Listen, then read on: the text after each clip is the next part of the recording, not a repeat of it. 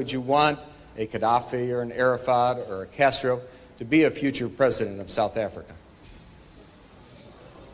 One of the mistakes which some political analysts make is to think that their enemies should be our enemies.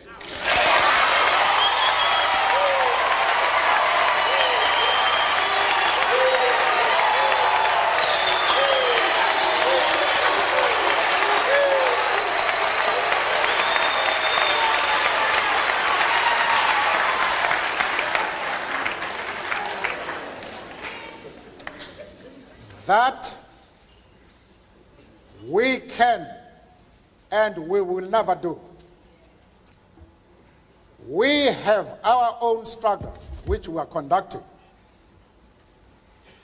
We are grateful to the world for supporting our struggle. But nevertheless, we are an independent organization with its own policy. And the attitude of every country towards, our attitude towards any country is determined by the attitude of that country to our struggle.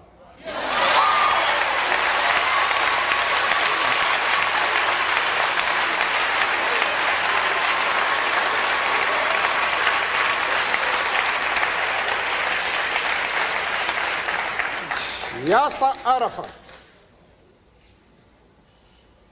Colonel Gaddafi, Fidel Castro support our struggle to the hilt.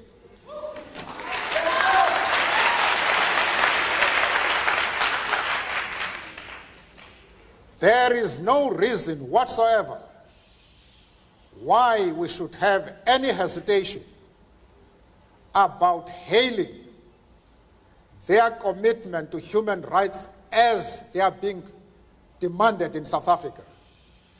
Our attitude is based solely on the fact that they fully support the anti-apartheid struggle. They do not support it only in rhetoric. They are placing resources at our disposal for us to win the struggle.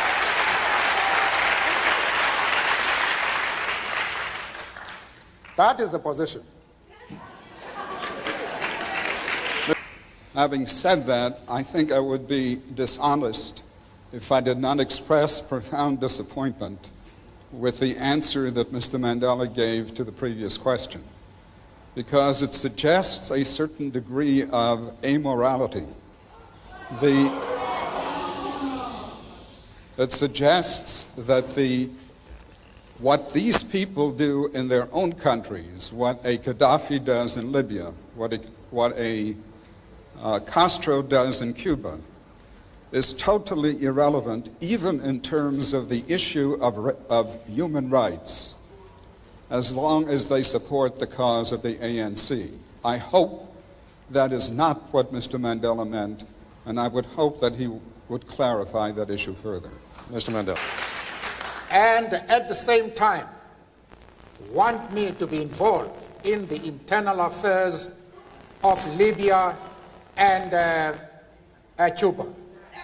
I refuse to do that. As far as Yasser Arafat is concerned, I explained to Mr. Sigmund that we identify with the PLO because just like ourselves, they are fighting for the right of self-determination.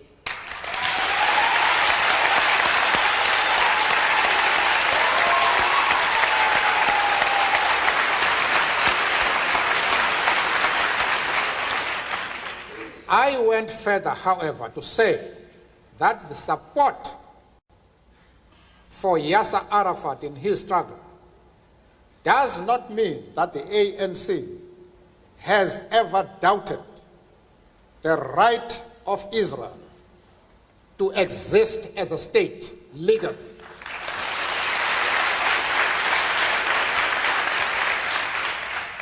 We have stood quite openly and firmly for the right of that state to exist within secured borders. But, of course, as I said to Mr. Sigmund in Geneva and others, that we carefully define what we mean by secure borders. We do not mean that Israel has the right to retain the territories they conquered from the Arab world, like the Gaza Strip, the Golan Heights, and the West Bank. We don't agree with that.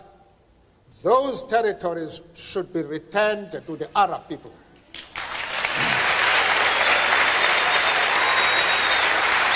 Mr. Mandela,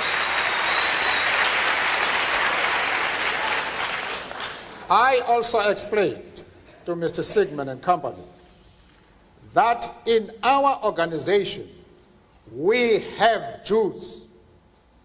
In fact, Mr. Gaddafi did not allow us to open our offices in Libya precisely because we had the courage to say to him, we work with the Jews in our organization.